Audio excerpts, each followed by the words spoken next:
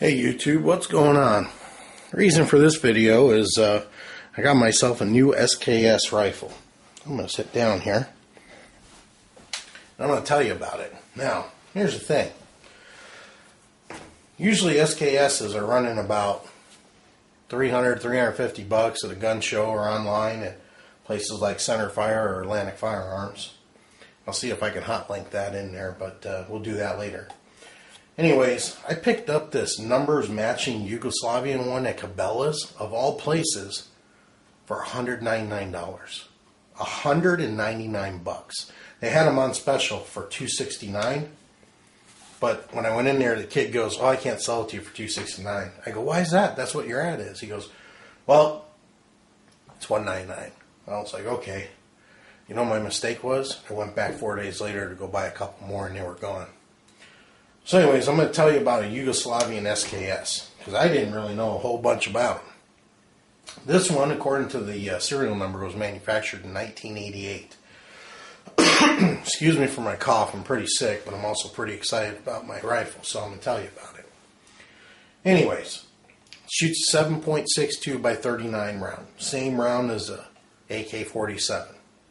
However, like most AK-47s, they have stamped receiver, stamped receivers. This is a milled receiver, so it's solid steel. It's not a tin. Good stuff, made out of one piece, made out of one piece of metal. Also, just like any of my videos, if I'm wrong on something, by all means, go ahead and correct me. I'll try to make the correction in the video. I'm not gun blast. I don't know everything about these, but, I just kind of show people because I look for videos out there on YouTube, and sometimes I can't find them. So, anyways, let's get back. The SKS that I have, it's all numbers matching. There's two sets of numbers. Now, one is a machine set of numbers here on the magazine, the receiver, the trigger assembly, and the buttstock. Now, that being said, I've got these etched numbers in here. Look like they were hand etched. I got those on the trigger assembly as well, and a couple other places. And I'm not sure what those are. Maybe someone can clarify that. But either way, all the machine numbers match, and all the hand numbers match as well. So we got an all matching rifle. And I'm going to tell you, this thing is absolutely gorgeous. I don't think it's ever been fired. It was full of cosmoline, that big, thick, yellow jelly shit that they put on these rifles for storage. I don't think anybody's touched it since 1988. Now, that being said, what I found the best way to do it is get yourself some hot-ass water. Take all the parts apart, take it apart. I'm going to show you how to do that. Run them in under some hot water. You're going to see the shit fall off in the sink. And run it through the barrel, run it all over the place. And some people say to use Windex. I didn't really find it to be fun. It got kind of messy, and I was running out of paper towels pretty quick. The hot water worked really well. And also with the hot water, the metal parts get hot, and they dry pretty quick. So you're also supposed to do that if you shoot any of that corrosive ammo. Like I've got some Yugoslavian ammo that is on some stripper clips that you would put in right here. Just put the stripper clip in like this, push the rounds down, you got 10 rounds in there. Also for you freaks out there, of course it's empty. Why wouldn't it be? Anyways. After you shoot that corrosive ammo, you should really clean it out with some hot water again. Run the hot water through the barrel. Get all the salts out of it, because that's what it is. It's a corrosive salt that's on the primer. And like I said, some people say Windex, some people say, other stuff. Man, hot water's basically free, and most everybody's got some. So that's what I used. Anyways, let me tell you about the Yugoslavian SKS. So it comes with this nice wood stock. It's got a nice rubber pad. In here is also a little trap door. It's kind of a pain in the ass to get into.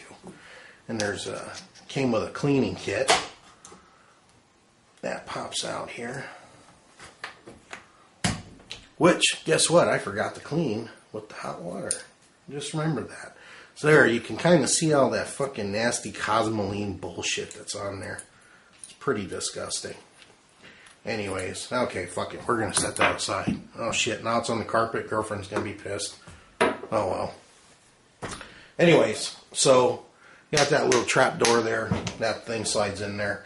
The other thing that this gun came with was a magazine pouch for your stripper clips and an oil bottle, a leather, or not a leather sling, but a green sling. It looks like it. The sling looked like it had been used. So the thing about the Yugoslavian SKS is here. They have really nice sights on them. The rear sight.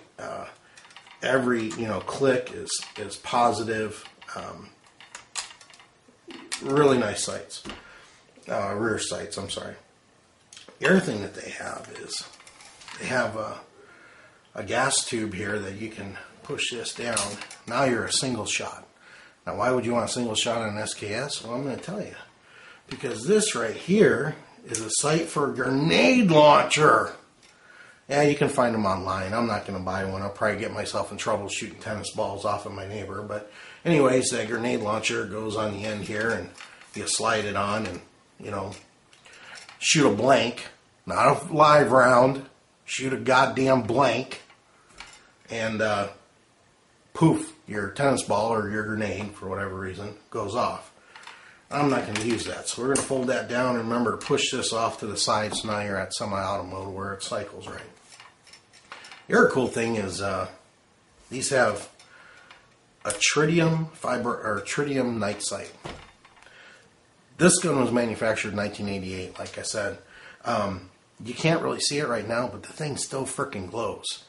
Does it glow perfectly so you can shoot something at night? No, not really, but I'm pretty surprised that they even had those back on there back in 1988. So then you got your typical, AK-47 front sight, and you can twist it for elevation or push it with your sight pusher tool. Also has a bayonet. Pull it out, put it forward. I'm not going to click it in there, but you get the general idea of it. Not very sharp. I mean, not sharp at all. In fact, it's pretty dull. The one side, now it's what is that, about 1/4 inch of steel there, and you probably got about 1/8 of an inch steel there. It's not sharp and it's not pointy, but if you were running at someone and you stabbed them, you're gonna stab them. Comes with a cleaning rod. Like I said, all this. And a muzzle brake, which it's not vented, but it does pretty good, and it doesn't look like a muzzle brake. And I believe it's pinned on if you look at it right there, but it does what it needs to do. I went hunting this past weekend, and I took this with me for go have some fun. And I didn't use it hunting, even though it does use a 30 caliber round. But at 50 yards, I was doing 2-inch groups, which is pretty amazing for an SKS. All right. So, anyways, we're gonna get to taking this bad boy apart. Now, first thing we gotta do is we gotta get this back forward. Here's your safety lever on the SKS. That's safe. That's fire. Okay? We're going to put that bad boy on safe. There's a little pin right here. You slide this up. Pull this out. And your receiver cover comes off. Now, see here again, we got the hand etched stuff and the machine etched. Why? I don't know. Someone can chime in. Anyways, so now you take your spring out, and you notice the spring's kind of curly on one end. Well, I don't know why that is, and I've seen guys on YouTube put them back together like this. I don't know if it's going to work or not. From what I understand, and from the instruction book that came with it, the squiggly part always goes in. So that was something on my first SKS. I took it apart, shit went flying all over the place. I go, oh fuck, now what do I do? That's what YouTube's for. Okay? So here's your receiver here. Or not receiver, but your bolt and bolt catch or something. I don't know what the hell you call that, but these come apart. Again, they're all numbered. So, now comes the fun part. And this shit's pretty, especially a new rifle that hasn't been really used, it's kind of hard. There's a little pin right here. And it doesn't move very well. But you need to take that off to disassemble the rest of the rifle. So, kind of got to push it and pull.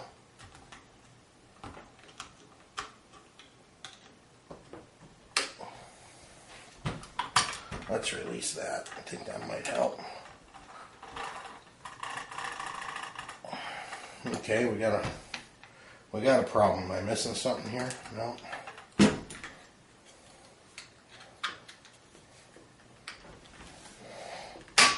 There we go.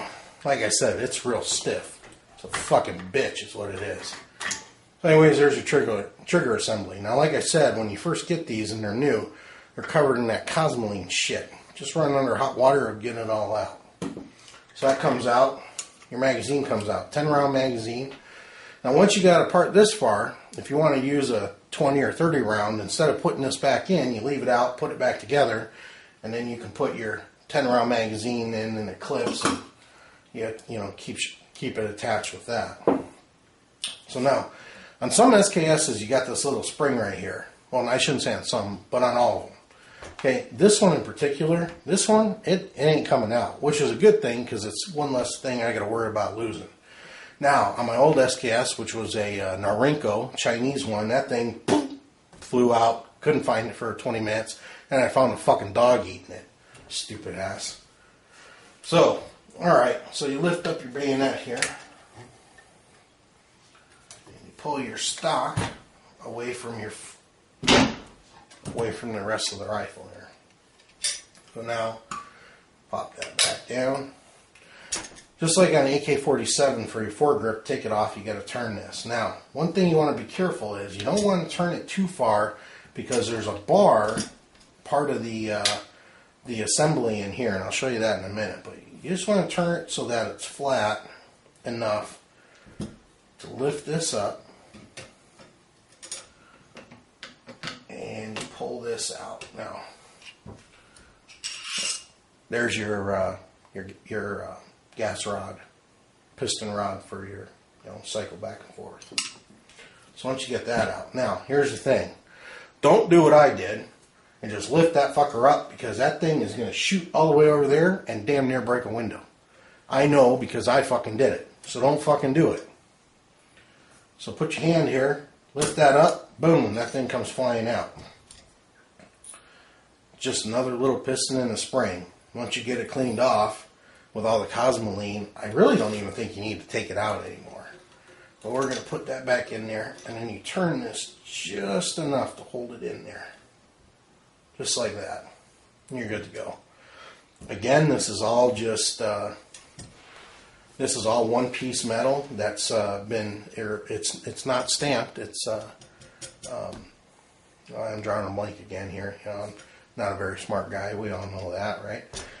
It's machined. There we go. It's machined one, piece of metal, and you can see the machining marks in some of it, especially down in here. So anyways, now you got it apart.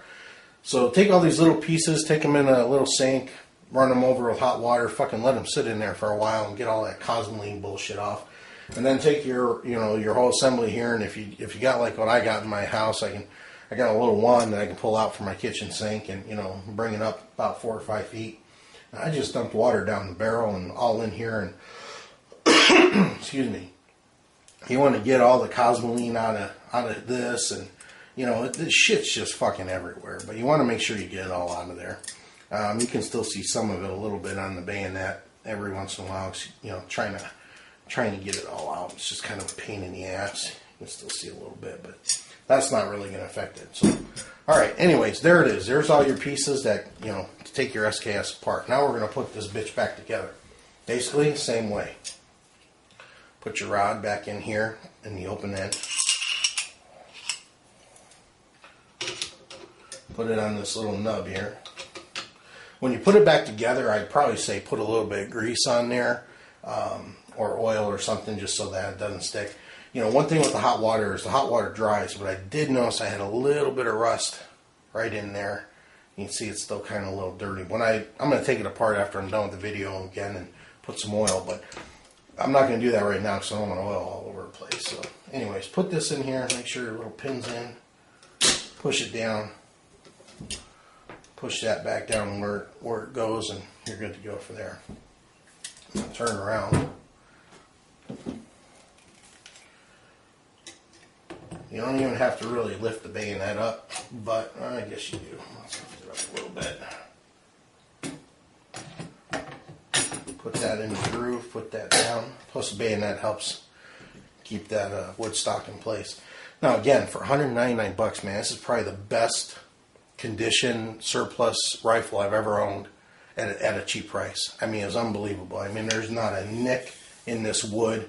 Yeah, it might need to be a little refinished or something, but absolutely gorgeous for $200. Can't beat it. How long Cabelas is going to have it for that price, I don't know. So you put your magazine in. Again, there's this little notch right here, and there's a notch right here. It's kind of hard to see, but it's right in there. Put that little bad boy in there. Keep it down. Now again, here comes the hard part, this goddamn trigger assembly. So there's a little bar that goes across there, and there's a bar that goes in here, and you got to try to match those up. But the best thing you can do is just kind of slide that right on your stock like that. And most of the time it'll just fall in place. But of course, because I'm doing a video, it doesn't want to fucking do it, you know.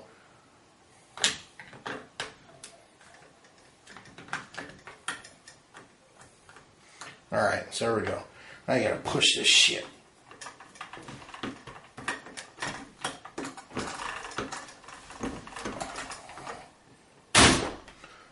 There we go. I didn't want to do that on the cable end, but fuck it. Now it's in there. Alright. Close up your magazine. Now you take your bolt and bolt assembly.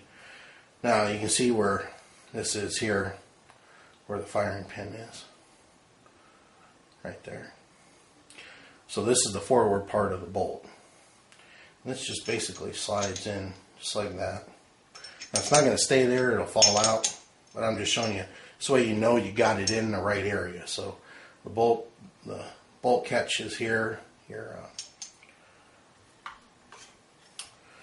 So then there's this little groove right here, and you need to get that in between these two grooves right here.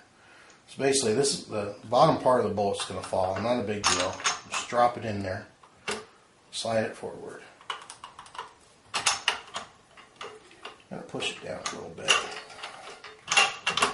Once you got, okay, I see what I'm doing now. Because the magazine's in there, there's this little pin right here. You gotta push that down. So you push that down, and you slide it forward. See, we're all learning, right?